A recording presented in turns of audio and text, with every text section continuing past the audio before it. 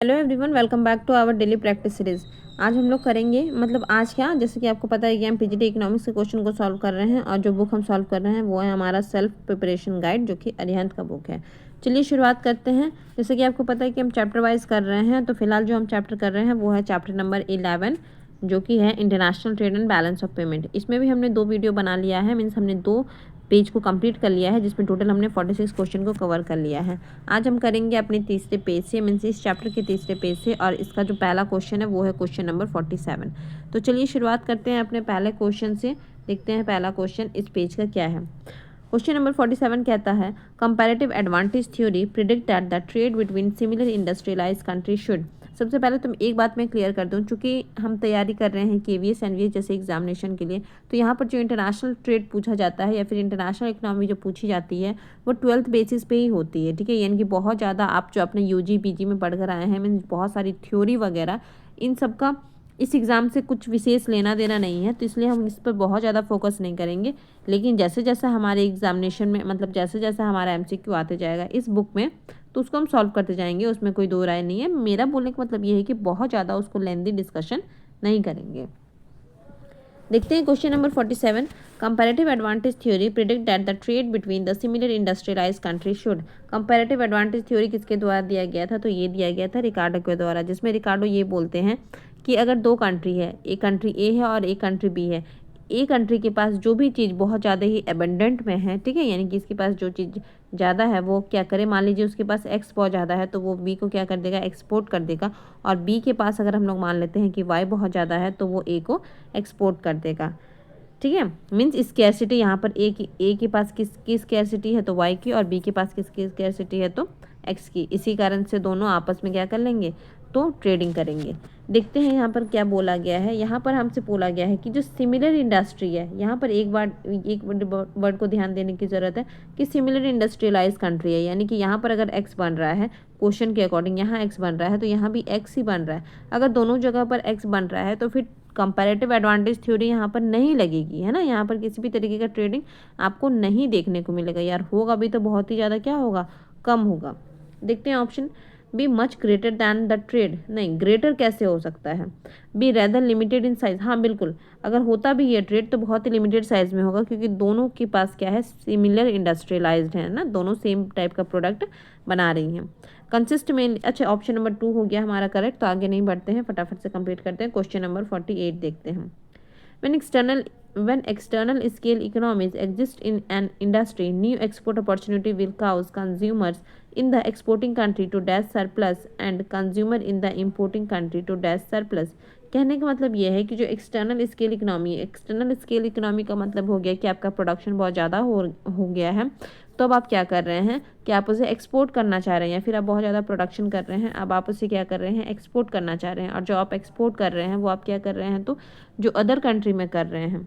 ठीक है, तो जब आप एक्सपोर्ट कर रहे हैं, मान लीजिए इंडिया क्या कर रही है, एक्सपोर्ट कर रही है, तो एक्सपोर्ट करने के कारण जो वहाँ के कंज्यूमर हैं उनको क्या हो रहा है, तो उनको वो चीज़ कम में मिल रहा है। कम में क्यों मिल रहा है, क्योंकि प्रोडक्शन ज़्यादा है, प्रोडक्शन ज़्यादा है तो कॉस्ट ऑफ प्रोडक्शन ज़्यादा है, कॉस्ट ऑफ प्रोडक्शन अगर कॉस्ट ऑफ प्रोडक्शन कम है, कॉस्ट ऑफ प्रोडक्शन कम है, तो हमारा प्राइस भी क्या हो जाएगा, कम हो जाएगा। जब कंज्यूमर को कम प्राइस में मिल रहा है कोई भी प्रोडक्ट, इसका मतलब कंज्यूमर को क्या हो रहा है, तो गेन हो रहा है। ठीक है, यहाँ पर क्या हो रहा है, जो एक्सपोर्टिंग कंट्री के कंज्यूमर हैं उन्हें गेन देखने को मिल रहा है। And the consumer in the importing country to dash surplus, और जो इम्पोर्ट कर रहे हैं उन्हें क्या हो रहा है, तो उन्हें हमें लॉस देखने को मिल रहा है। क्यों? क्योंकि जब कोई कंट्री इम्पोर्ट कर रही है तो उसके साथ डिफरेंट टाइप के टैक्सेस के साथ वो क्या कर रही है, उसे पे कर रही है ना, टैरिफ वगैरह लगने के बाद। तो इसलिए जो इम्पोर्टिंग कंट्री के लिए क्या हो रहा है, तो यहाँ पर लॉस हो जा रहा है। तो हमारा हो जाएगा गेन और लॉस, गेन और लॉस, ऑप्शन नंबर 2। नेक्स्ट देखते हैं question number 49। when external scale economy exists in an industry, new export opportunity, ये वही वाला क्वेश्चन है क्या, new export opportunity will cause, अरे हाँ ये वही वाला क्वेश्चन है। ठीक है, एकदम same word to word same है, तो यहाँ पर भी क्या हो जाएगा, गेन और लॉस, ऑप्शन नंबर 2। नेक्स्ट देखते हैं क्वेश्चन नंबर 50। क्वेश्चन नंबर 50 क्या कहता है, consumer of an exportable product in the exporting country gain when trade is based on. अभी अभी जो पहले हमने क्वेश्चन किया उसका ही आधा वाला पोर्शन है, यहाँ पर हमें देखने को मिल रहा है क्या, कि जो एक्सपोर्टेबल प्रोडक्ट है ना, यानी कि वैसे एक्सपोर्टिंग कंट्री जहाँ पर प्रोडक्ट को एक्सपोर्ट किया जा रहा है वहाँ के कंज्यूमर को क्या हो रहा है, तो गेन हो रहा है। और वो गेन कब होगा, जब वो जो ट्रेडिंग है वो किस पर बेस्ड होगा, डिफरेंट फैक्टर इंडोमेंट पे, टेक्नोलॉजिकल डिफरेंस पे, या फिर एक्सटर्नल स्केल इकोनॉमी पे ना होती है। तो बिल्कुल ये क्या हो जाएगा, एक्सटर्नल स्केल इकोनॉमी है ना, हमने इसके पहले वाले क्वेश्चन में ही समझा था। नेक्स्ट देखते हैं क्वेश्चन नंबर 51। क्वेश्चन नंबर 51 क्या कहता है, consumers of the importable product in the importing country gain when trade is based on. यहाँ पर जो कंट्री इंपोर्ट कर रही है उनके बारे में बोला गया है कि जो इंपोर्टिंग कंट्री है उनको गेन होगा। तो उनको उनको जब गेन हो, मतलब वहाँ के कंज्यूमर को जब गेन हो रहा है तो उनका गेन कब होगा, मीन्स उनका ट्रेड किस पर बेस्ड है, ताकि जो वहाँ के कंज्यूमर हैं उनको गेन हो सके। तो different factor endowment, technological difference, internal scale economy, या फिर ऑल ऑफ दी अबव। तो बिल्कुल यहाँ पर ऑल ऑफ दी अबव हो जाएगा। जो इम्पोर्टिंग कंट्री है उनके लिए क्या होना चाहिए, जो ट्रेडिंग हो रहा है वो इन तीनों पर बेस्ड होना चाहिए, तभी उनको प्रॉफिट यानी कि गेन देखने को मिलेगा। नेक्स्ट देखते हैं क्वेश्चन नंबर 52। क्वेश्चन नंबर 52 क्या कहता है, which of the following is the value of the difference between the export and import for a product. Export और इम्पोर्ट के बीच का जो डिफरेंस है उसे क्या कहा जाता है, तो उसे हम लोग कहेंगे नेट ट्रेड। ठीक है, ऑप्शन नंबर 1। नेक्स्ट देखते हैं क्वेश्चन नंबर 53। क्वेश्चन नंबर 53 क्या कहता है, इंट्रा इंडस्ट्री ट्रेड।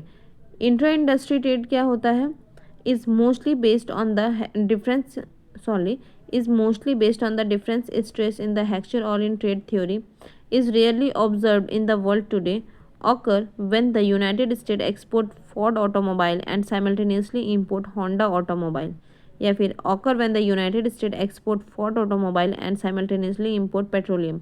तो यहाँ पर क्या हो जाएगा, ऑप्शन नंबर 3 बिल्कुल करेक्ट है। यानी कि इंट्रा इंडस्ट्री ट्रेड क्या होता है, इंट्रा इंडस्ट्री ट्रेड का मतलब होता है कि एक कंट्री, कोई भी एक पर्टिकुलर कंट्री क्या कर रही है, जिस प्रोडक्ट को वो एक्सपोर्ट कर रही है, ठीक है, जैसे कि यहाँ पर वो ऑटोमोबाइल, कौन सा ऑटोमोबाइल, तो फोर्ड के ऑटोमोबाइल को एक्सपोर्ट कर रही है, लेकिन साथ ही साथ वो होंडा के ऑटोमोबाइल को क्या कर रही है, इंपोर्ट भी कर रही है ना। यानी कि सेम टाइप का जो प्रोडक्ट है, सेम टाइप की जो कंपनी है उसे वो क्या कर रही है, एक को एक्सपोर्ट कर रही है और दूसरे को इंपोर्ट कर रही है। इस टाइप की ट्रेडिंग को हम लोग बोलते हैं इंट्रा इंडस्ट्री ट्रेडिंग।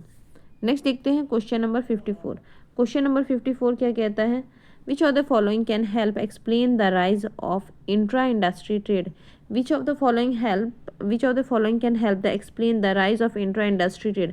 अच्छा, इंट्रा इंडस्ट्री जो ट्रेड है वो कैसे राइज करेगा इसके बारे में बताता है। ठीक है, पूछ रहा है आपसे। तो recent recession and increase in the price of oil have lead to lower national income level, या फिर demand for product variety has increased, the evaluation of service based on the economics has lead to smaller national manufacturing base, या फिर none of the above.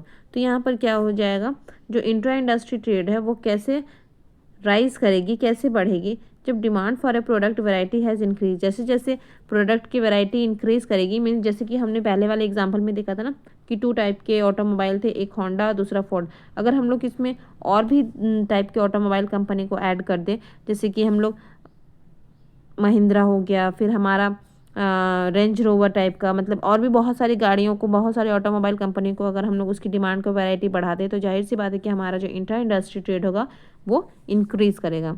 Next देखते हैं question हमारा 55। Question number 55 क्या कहता है, most favoured nation is a status और the level of treatment accorded by one state to another in international rebate. Most favoured nation क्या होता है, तो मोस्ट फेवर्ड नेशन हो गया कि वो स्टेटस या फिर उस लेवल का उसको ट्रीटमेंट दिया जाता है, किसके द्वारा, तो बाकी जो अदर कंट्रीज़ हैं उनके द्वारा, है ना, किसमें, तो इंटरनेशनल ट्रेड में। ठीक है, ये बात तो सही है। उसके बाद है MFN, यानी कि most favoured nation of the corner stone, है ना, यहाँ पर N होगा, corner stone of the world trade organisation trade law. यहाँ पर इसका मतलब क्या है कि जो मोस्ट फेवर्ड नेशन है इसके लिए, मतलब जो WTO है, WTO ने क्या किया है, WTO ने कहा है कि जो आप मोस्ट फेवर्ड नेशन के लिए जो भी आप बेस बनाकर ट्रेडिंग करेंगे वही वाला सेम बिहेवियर आपको बाकी WTO के मेंबर के लिए भी करना पड़ेगा। ठीक है, तो ये जो कंसेप्ट WTO के द्वारा बनाया गया है, मीन्स जिस कंट्री को आप मोस्ट फेवर्ड नेशन के कैटेगरी में रखते हो और उसके साथ आप जैसा ट्रेडिंग के लिए आप जैसी पार्टनरशिप करते हो वैसा ही ट्रेडिंग पार्टनर आपको दूसरे WTO की जितने मेंबर कंट्री हैं उन सब के साथ का ही करना पड़ेगा, उसी को बेस बनाकर। ठीक है। तो यहाँ पर इसीलिए बोला गया है one of the corner stone of the world trade organisation law. तो ये बात भी सही है, दोनों ही ऑप्शन क्या है, बिल्कुल यहाँ पर करेक्ट है, both 1 and 2, option number 3। Next देखते हैं क्वेश्चन नंबर 56। क्वेश्चन नंबर 56 से कहता है which of the following is the major constitute of the Indian foreign exchange reserve, यानी कि इंडियन फॉरेन एक्सचेंज रिजर्व का सबसे ज़्यादा आपको कहाँ देखने को मिलेगा, किस फॉर्म में, गोल्ड की फॉर्म में, SDR में, फॉरेन करेंसी एसेट्स में, या फिर reserve trench position of the India in IMF। तो ये किस में देखने को मिलेगा, तो फॉरेन करेंसी एसेट्स में देखने को मिलेगा। नेक्स्ट देखते हैं क्वेश्चन नंबर 57। क्वेश्चन नंबर 57 क्या कहता है, कंसिडर द फॉलोइंग बैरियर, ठीक है। ये सारे बैरियर के बारे में दिया गया है। सबसे पहला है एंटी डंपिंग प्रैक्टिस। डंपिंग का ऑपोजिट क्या हो गया, डंपिंग। डंपिंग क्या होता है, मतलब किसी भी प्रोडक्ट को क्या करना, किसी दूसरे कंट्री में बहुत ही लो प्राइस में एक्सपोर्ट करना, इसे हम लोग बोलते हैं डंपिंग। तो इसी के लिए इसी के मतलब क्या बोलते हैं उसको, इसी को अपोज करने के लिए, ठीक है, इसी को कट डाउन करने के लिए एंटी डंपिंग प्रैक्टिस की जाती है। दूसरा है packaging, labelling and marketing standard, ये भी बैरियर है। Charges on import, charges on import का मतलब हो गया ये तो टैरिफ, ठीक है। रूल्स ऑफ ओरिजिन, उसके बाद है सैनिटरी एंड फाइटोसैनिटरी कंडीशन, यानी कि जो भी मतलब फूड आइटम है उन सब के लिए जो भी हेल्थ कंडीशन है उन सबको क्या होना चाहिए, तो फुलफिल होना चाहिए, ठीक है। ये सब भी क्या है, तो बैरियर है। लेकिन यहाँ पर जो 3 नंबर है ये बैरियर नहीं है, ठीक है। यहाँ पे क्या बोला, विच of the following given above the come under the non tariff barrier of the WTO, कौन से इसमें से नॉन टैरिफ बैरियर है, बिल्कुल। तो यहाँ पर 1, 2, 4, 5 ये चारों के चारों क्या है, तो नॉन टैरिफ बैरियर है, ठीक है। नेक्स्ट देखते हैं क्वेश्चन नंबर 57, इसका ऑप्शन कहाँ है, अच्छा इधर होगा। देखते हैं क्वेश्चन नंबर 58।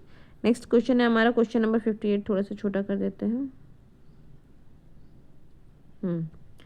क्वेश्चन नंबर 58 क्या कहता है, consider the following statement, technical barrier to trade, ठीक है। Technical barrier to trade are the category of the non tariff barrier to the trade under the WTO agreement. तो ये बात तो सही है, ठीक है। जो टेक्निकल बैरियर है वो क्या है, नॉन टैरिफ बैरियर के अंडर में आती है।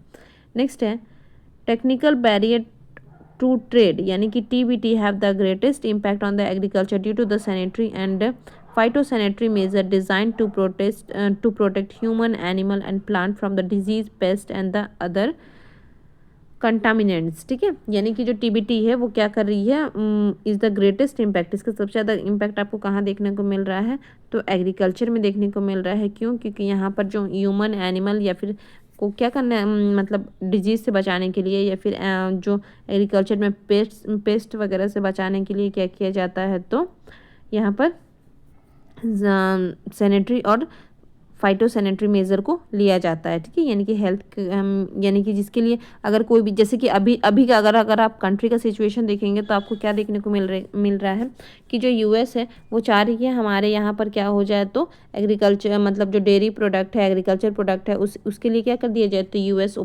US मार्केट को, मतलब इंडियन मार्केट को US के लिए ओपन कर दिया जाए, ठीक है। लेकिन अगर हम लोग देखेंगे तो ये प्रैक्टिकली पॉसिबल नहीं है। इसी कारण से जो गवर्नमेंट ऑफ इंडिया है वो इस बात को बार बार डिनाई कर रही है।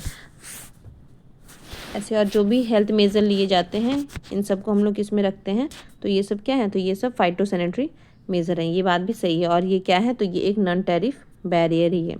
तो दोनों ही ऑप्शन यहाँ पर सही है, यानी कि ऑप्शन नंबर 3 के साथ जाएंगे, बोथ 1 and 2। नेक्स्ट देखते हैं क्वेश्चन नंबर 59। क्वेश्चन नंबर 59 क्या कहता है, which of the following countries is commonly used for the investor to take the advantage of round tripping of the assets to invest in India. Round tripping क्या है, round tripping का मतलब हो गया कि जो ब्लैक मनी है उसको वाइट करके अपने कंट्री में फिर से वापस लाना, ठीक है, यही होता है राउंड ट्रिपिंग। ये तो ठीक है, यहाँ पर हमसे क्या पूछा गया है कि विच of the following countries the commonly, अच्छा कौन सी कंट्री को कॉमनली यूज़ किया जाता है राउंड ट्रिपिंग के लिए। तो यहाँ पर जो ऑप्शन दिया गया है उसके अनुसार अगर हम लोग देखें तो श्रीलंका, मलेशिया, मॉरिशस या फिर पाकिस्तान, तो ये हो जाएगा मॉरिशस।